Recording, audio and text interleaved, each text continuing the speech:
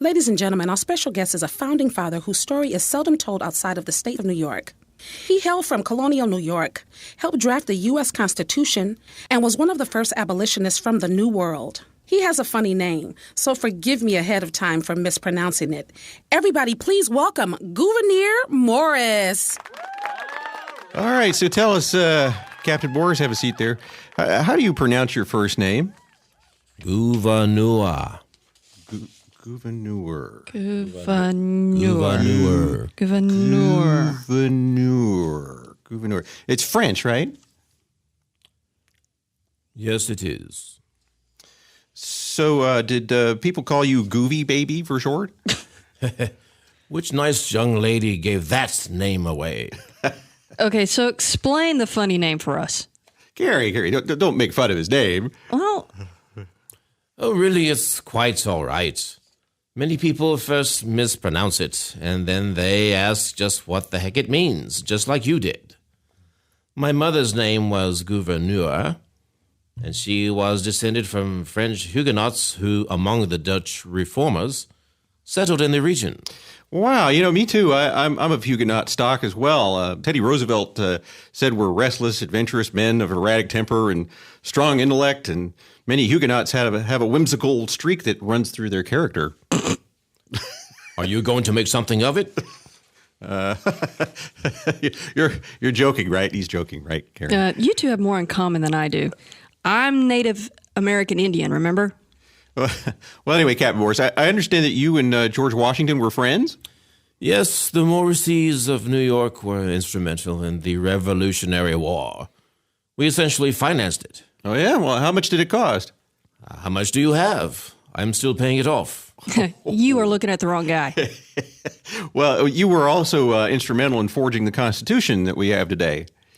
Oh, yes, the Second Constitutional Convention. That was a beating. Hamilton showed up late to every session, and the Maryland delegation constantly complained about the heat. And Madison talked so quietly, I had to borrow Franklin's ear horn. So Franklin had an ear horn at the convention, huh? Yes, when the sessions were over, we'd head on over to the Maudlin Monkey Pub, and Franklin and I did musical stand-up. Franklin himself would use his ear horn, and I tapped on my wooden leg. Okay, somehow I think this is where history detaches and fantasy just really takes over. Oh, come on now, just run with it. Well, sometimes we do a barbershop quartet with Roger Sherman and Rufus King. Down by the old mill stream.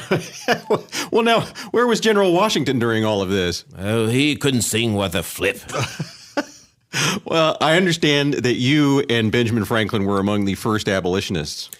Yes, our efforts to abolish the institution of slavery were only met halfway by the Connecticut Compromise. It didn't reflect well for the new country to be divided at the onset of its conception, but we more or less built the compromise into the Constitution so that slavery could still exist, but was bound to self-destruct in a short number of years. Regrettably, my grandchildren suffered for our postponement. Well, how about we just we go ahead and start our famous segment? Sounds good to me. Only Jerks Hate History.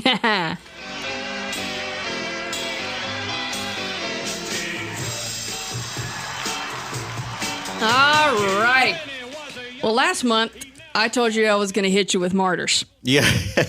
But Great. the questions I found were not that great, so I decided to do a quiz on the Crusades instead. You just made something up then. Well, I'll never tell. All right. Questions come from Fun Trivia at funtrivia.com. Again, the link is down in the description. You can search for quizzes. For this one, I searched for Crusades, and I had about four quizzes to choose from, and it made this very difficult to put together because there's so many good questions. So let's see. Starting with number 1. What years did the Crusades span? Was it from 306 to 337? All of these are in AD. 1455 to 1485? 1861 to 1865, or 1095 to 1291 AD? Mr. Gouverneur? The 1455 to whatever the last year was. Yeah, B. B. Let's go with B. It'd have to be 1095 to 1291. That is correct, Hank. You got it. Yay! Hey. All right. So, question number 2. The First Crusade involved a very important religious figure who supposedly found the Holy Lance that was used to stab Jesus Christ. What is the name of this person? Was it Peter Abelard, Peter Bartholomew, Ptolemy Soter, or Richard the Lionhearted? A, the first one. Peter what? Saltpeter? Peter, what was the first one? Peter was Peter Abelard, Peter Cottontail, Peter Abelard, or Peter Bartholomew? Yeah, it's Richard the Lionhearted. Actually, it was Peter Bartholomew. What? Well, Richard the Lionheart, he was one of the ones who did the Crusades, but Peter Bartholomew found the lance. Oh, okay. Years and years and years, probably like years. Bartholomew was put through an ordeal by fire in order to prove that he spoke the truth about the Holy Lance and the visions he said he was receiving from St. Andrew. He died because of it, obviously. Peter Abelard was a theologian of the same time period. Richard participated in another crusade, and Ptolemy was one of the... Land sakes alive, what is that word? Diadochoi? What is a diadochoi? Ptolemy was one of the ones who inherited the territory of Alexander the Great. Oh, yeah. So, all right. Question number 3. During the Fourth Crusade, the merchants of Venice misled crusaders by taking them on ships to the wrong city. Instead, you know this one. Well, I know that I'm familiar with the story, but Instead, I gotta wait for the question. Let's see if we can turn it around. Right. Instead of Jerusalem, where did the Venetians take them? Rome, Alexandria, Constantinople, or they did go to Jerusalem? You want to say Constantinople? Okay. I'm going to agree with Gouverneur over here. It is Constantinople. I don't think I got one right. Medicals do exist. History's not your specialty, I guess. No, definitely not. Not by any means. Oh, he's too busy making history. Yeah, Yes. okay, yeah. Making it and studying it are two different things. Yeah. There you go. You go. He was a lawyer, actually. So he was. He He was spent a lot of changing time, history then. Yes, right. Yeah, rewriting it. Yes, quite. All righty. Fourth and final question. Take a deep breath. Yeah, I know. Breathe. I don't like missing none. If I get one right, I'm okay. Well, it just means we're learning Yes, all together. exactly. And I'm one-upping him. Anyways, question number 4. Did the Crusaders ever actually capture Jerusalem? Oh, no. Okay, Hank? Yes, they did. Yes, they did. and I'm with Mr. Morris over here. I thought, oh no, because I do these questions before I find them, and then I find out what the answer is. So yeah, I'm with you. I was like, no, they never succeeded. Yes, they actually succeeded on the first one. On the first try. Yes. Right, and they should have stopped there. Yeah. They tried, but Right, and it says here Jerusalem was taken in because the Crusade started in 1095. Jerusalem was taken in 1099 and made into the kingdom of Jerusalem. However, there was difficulty in finding anyone to wear a crown in the city where Jesus had worn a crown of thorns and died. Oh, that was, wow. Yeah, they had leadership issues. Yeah.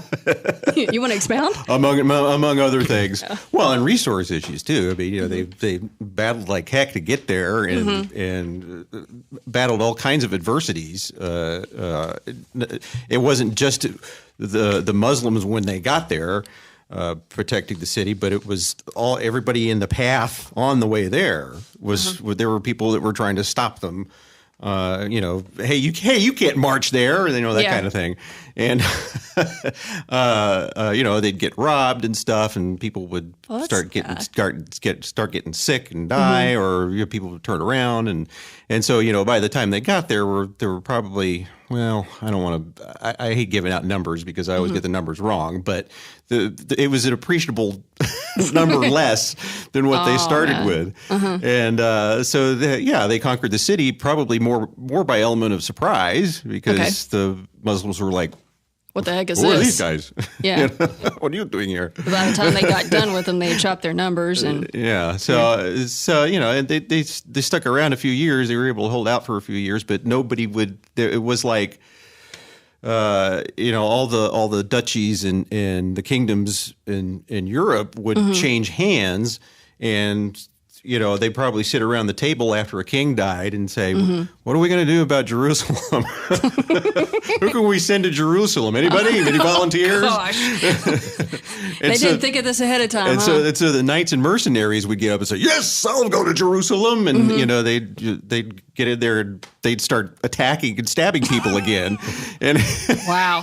Well thought out plan. They didn't have any administrators that were worth a darn. Oh, man. So anyway, but yeah. Yeah. That's the Crusades in a nutshell. How's that? Yay! Write that in your paper, right? All right. No, don't.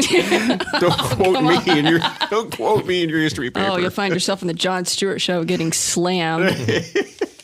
Well, I'm happy to get one question right. One is better than none. Exactly. You did it awesome.